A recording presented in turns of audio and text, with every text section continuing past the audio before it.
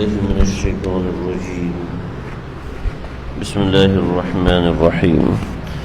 الله نور السماوات والأرض مثل نوره كمشكاة فيها مصباح المصباح في زجاجة الزجاجة كأنها كوكب دري يوقد من شجرة مباركة إلى آخره. سورہ نور کی آیت نمبر 35 ہے. یہ بڑی عظیم الشان آیت ہے اور یہی وہ آیت ہے جس کی وجہ سے اس سورت کا نام سورہ نور رکھا گیا. اور یہ ان آیات میں سے ہے جن آیات کے اندر اللہ رب العزت نے صرف ایک ایسی بات کہی ہے جو بات دوبارہ کبھی بھی نہیں فرمائی. کئی باتیں ایسی ہیں جن کو تکرار کے ساتھ فرمایا، بار بار سمجھایا، بار بار سمجھایا، لیکن بہت سی ایسی باتیں ہیں جن میں بہت سے ایسے راز چھپے ہوتے ہیں جو اہل معرفت پہچان سکتے ہیں، جس میں بڑی معرفت کی باتیں ہوتی ہیں. بعض باتیں انسان کبھی جوش میں کبھی ناز میں کر جاتا ہے، وہ بڑی اہم باتیں ہوتی ہیں، وہ آدمی انسان ہر کسی سے کر نہیں سکتا. رازداری کی باتیں ہوتی ہیں، کسی بڑے ہی اعتماد والے کے ساتھ کی جاتی ہیں، بڑی ہی گہری محبت والے کے ساتھ کی جاتی ہیں. اگر وہ اس کی پاسداری کرتا ہے تو ٹھیک ہے، نہیں کر پاتا تو جس نے اس کو رازدار بنایا ہے اس کا دل بڑا دکھی اور غمگین ہو جاتا ہے. یہاں پر سمجھ لیں کہ اس آیت مبارکہ میں اللہ تعالیٰ نے وہ بات فرمائی ہے جو اپنے کسی بڑے ہی خاص سے انسان کرتا ہے، بڑے ہی قریبی رازدار سے کرتا ہے. وہ بات اللہ رب العزت نے عام مومنین سے فرمائی ہے.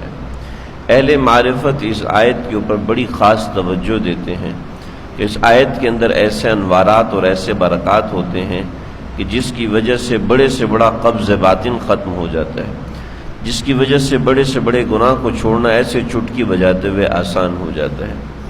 اس آیت کی برکات اتنی زبردست ہیں، جیسے آیت الکرسی ہے اس کی اپنی خصوصیات ہیں، ایسے یہ آیت نور ہے، اس کو آیت نور کہتے ہیں، یعنی نور والی آیت، یعنی وہ کرسی والی آیت اور یہ نور والی آیت، یعنی قرآن مجید کی ممتاز ترین آیات میں سے ایک ہے. بہت اہم باتیں اس آیت مبارکہ میں ہیں اور بڑی عظیم الشان باتیں ہیں. صرف ترجمہ سمجھنے سے بھی بہت سی چیزیں سمجھ میں آتی ہیں اگر توجہ سے سمجھا جائے. پہلا لفظ ہے عظیم الشان، بڑا عجیب، اللہ نور السماوات والارض. اللہ نور السماوات والارض، اللہ کیا ہے؟ زمین و آسمان کا نور اللہ ہے. یعنی اتنی بڑی بات ہے. اللہ کی ذات، اللہ تعالی زمین و آسمان کا نور ہے. اب اللہ کی ذات کوئی ہم کسی نہیں کہتے یہی اللہ کی ذات ہے. اس طریقے سے ہم اللہ کے لیے جسم کو متعین نہیں کر سکتے. پنکھا ہے، اس کا ایک جسم ہے. میں انسان ہوں، میرا ایک جسم ہے. اسی طریقے سے چھت ہے، گھر ہے، زمین ہے، کرسی ہے، اس کا ایک وجود ہے، ایک شکل ہے. اللہ اور اس وجود اور شکل کو جسم کہتے ہیں. اللہ تعالیٰ جسم سے پاک ہے، لہذا پھر اللہ کی ذات ہے کیا؟ تو جو چیز اللہ کی ذات متعین ہوگی وہ بہت عظیم الشان اور بہت بڑی چیز ہوگی. تو اللہ نے یہاں پر فرمایا کہ اللہ نور السماوات والارض، زمین و آسمان کا جو نور ہے نا، زمین و آسمان کو جو نور ہے یہ اللہ کے دم سے ہے، یہ بتانا مقصود ہے. لیکن تعبیر کیا کی؟ تعبیر یہ کہ اللہ زمین آسمان کے نور ہے. ایک بہت بڑی تعبیر ہے اور بڑی اس میں خزانے چھپے، بڑی اس میں چیزیں چھپی ہیں. انشاءاللہ میں ذکر کروں گا کچھ باتیں اس میں سے. مثل نورہ، اب اس کا نور کیا ہے؟ مثل نورہ کمشکات،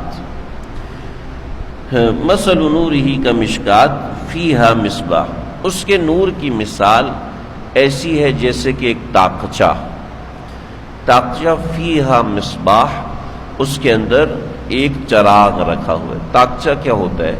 تاقچہ آج کل ہم نہیں سمجھ سکتے، لیکن آج سے 20-25 سال پہلے جو کنسٹرکشن ہوتی تھی تو جیسے ہم لوگ لکڑی کی الماری لگاتے ہیں، لکڑی کی کھڑکیاں الماریاں لگاتے ہیں، تو پہلے زمانے میں کہ دیوار کے اندر الماری بنائی جاتی تھی، یعنی دیوار کے اندر ہی سلیبیں لگا کے الماری بنائی جاتی تھی، لکڑی کی الماری وغیرہ کا کوئی رواج ہی نہیں تھا۔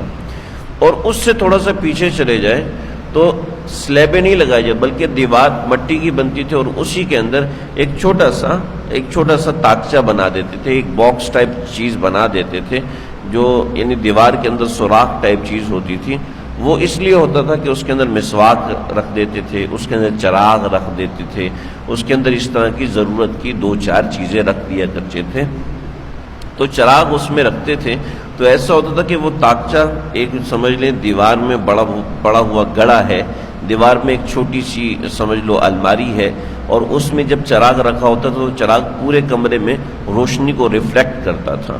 تو اللہ نور السماوات والارض مثل نورہ کمشکات فیہا مصباح، ایسا تاکچہ جس کے اندر چراغ رکھا ہوا ہے، یعنی وہ ایک جگہ پر ہوتا ہے، اس کی روشنی ہر طرف پھیل رہی ہوتی ہے، ایسی اللہ کے نور باطن سے ساری دنیا روشن ہے۔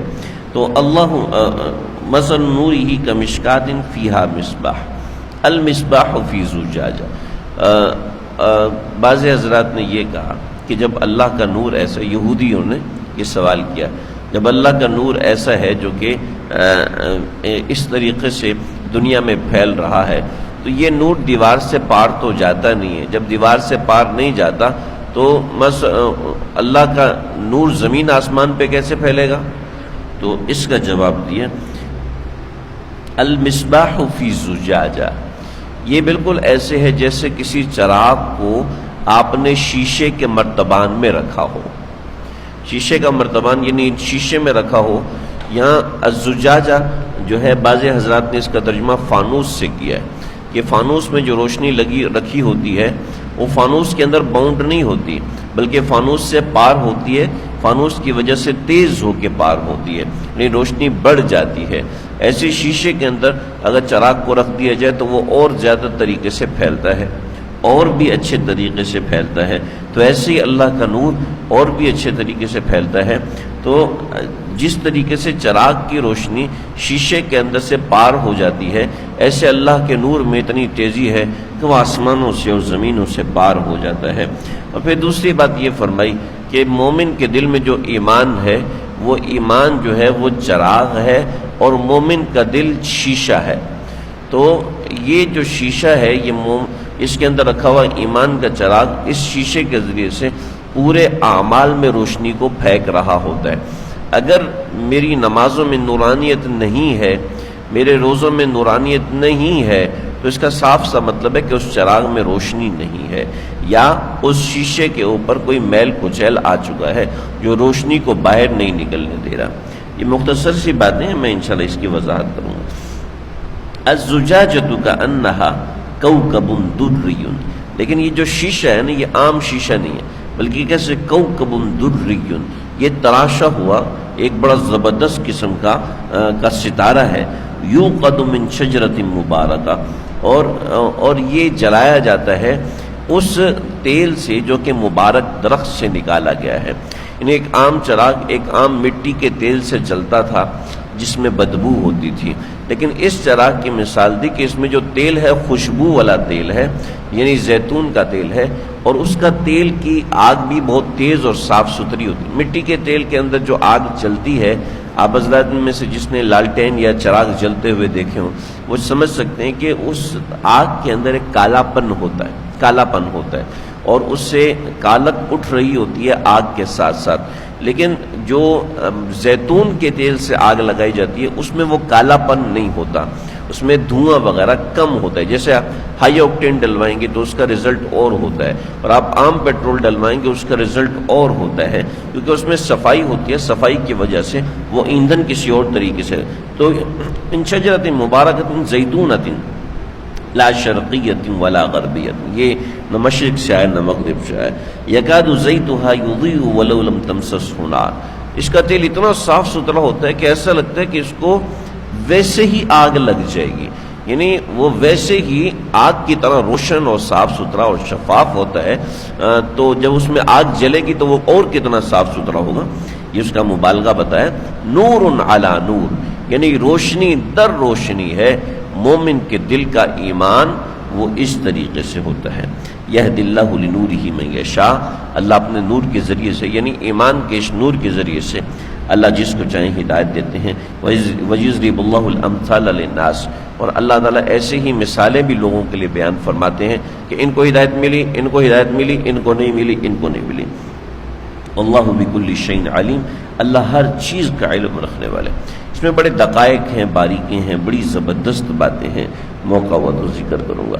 اللہ سمجھنے کی، عمل کرنے کی توفیق.